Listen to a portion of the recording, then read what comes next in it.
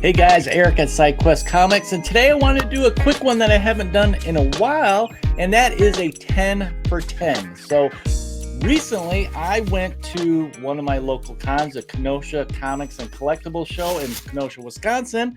It's like 3 times a year usually at a DoubleTree Hotel up in Kenosha, Wisconsin. And I actually haven't done it in a while, but there was a dealer there with a bunch of dollar comics and a couple short boxes. I think like 2 actually. And I actually ended up getting 10 books. Now, there was some really cool stuff in there. It was hard to resist getting more than 10, but like I said, I haven't done it in a while. So I figured I'd do one, and then I can share with you guys what I found in this dollar bin. So this actually was, I think it's the last one they're going to feature this year, if you're local to me and you like going to these small shows, because I think next year, February 22nd, they actually got back into one of their old locations in Gurnee, Illinois. It's at a hotel that's over by Gurnee Mills Mall. And I mean, I don't even remember when they were in there. I guess it was that long ago, but it's cool for me because it's only like 5 minutes away. So I'm looking forward to that. It'd be quite a ways off. Like I said, February. This is the last one. I think there's some other small shows going up into the holidays. The K-Town Toy and Collectibles is one that I like going to that's local. And but yeah, then we get into the holidays. Those little small shows kind of stop going was December and January. But yeah, then they'll start back up in February, going into the spring, and then of course the bigger cons and all that. So kind of had to take advantage of it while I can. But yeah, like I said, I want to do a real quick one, kind of a short one. I haven't done these in a while. So what we're gonna do is I am gonna run through the 10 books I got for $10, table down, which is another thing I haven't done for a while, so you guys can get a nice good look. So let's go ahead and go table down. Okay, guys, let's dive into this bag of 10 for 10. You like this old bag that they gave me? All the comics to go home in. So let's dive into the first one here. The first one is, I'm going to jump right into it, guys, is this one. It's a Fantastic Four.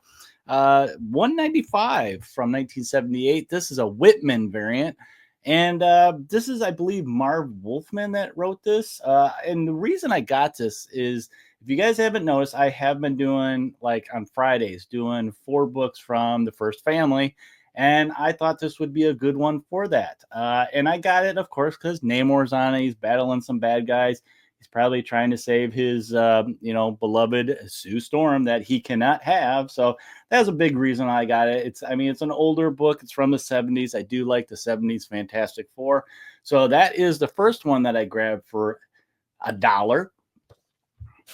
Moving along, I'm going to keep going here. I got this one from Howard the Duck. They had a whole bunch of Howard the Duck in there. I haven't been getting these for a while, but how can you say no to number 15? Came out in 77, and it's the first appearance of Dr. Bong. Send it into CGC, I'm telling you. So yeah, I got this one. I thought it's funny. There's not too many keys in Howard the Duck, but for $1, I'll get that one. That's for sure.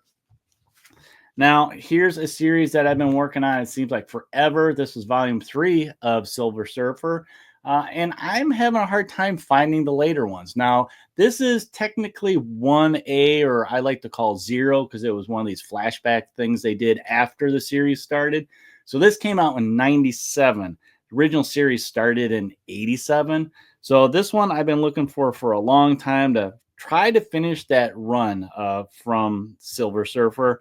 And like I said, it's just super hard to find. So when I find them, I'll pick them up. And better yet, it was $1. And to go along with this one, did have this one, which is one of the late runs. So this is number 120. 120 came out in 96. And yeah, I think I am down to needing like 30 from this series. And it's just, yeah, it's a real slow hunt and quest to find these late run Silver Surfers. Anything from the 90s, I think in general from Marvel, is going to be hard to find. And this one is no different. Now, number 5 is this series. So this was the What If series I remember from 91. This is number 32 from the second volume of What If.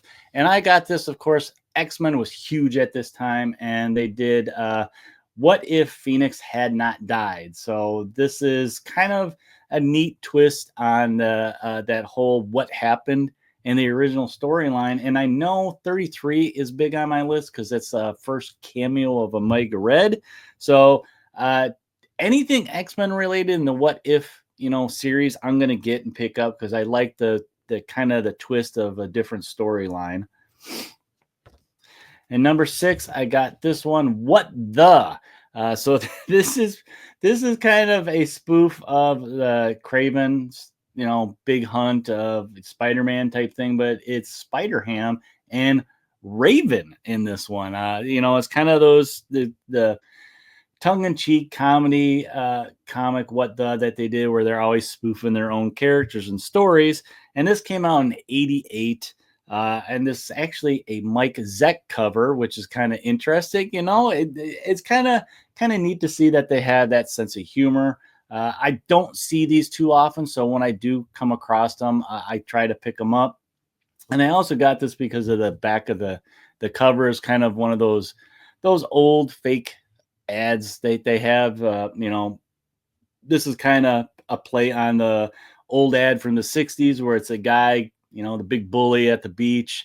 He goes and he pumps iron and he gets, then he gets his girl back type of thing. Except they're doing a Namor thing and a Silver Surfer thing, and Galactus coming to eat the planet and stuff. It's kind of funny. I did post this on Instagram. So if you guys want to take a better look at it, you can go over there and check it out. But then these last 4 I got were all from the same series. I've been slowly collecting Marvel Team Up featuring Spider-Man and another character from the Marvel Universe.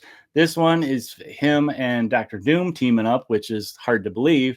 And I like these little team ups. You get introduced to different characters that you wouldn't normally read.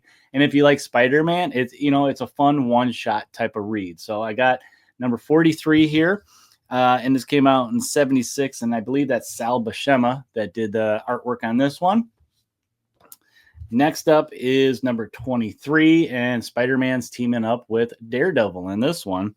Now, this one came out 82, so it's a little bit off the ways from the last one. Cool art. I think it's kind of neat to see these two teamed up. This one may be going to somebody. Now, number 131 here, I was really surprised to see this one in the dollar bins. And this one came out in 83, just a year after that last one with Daredevil. And this one's big thing is it's a key. It is the first appearance of the White Rabbit.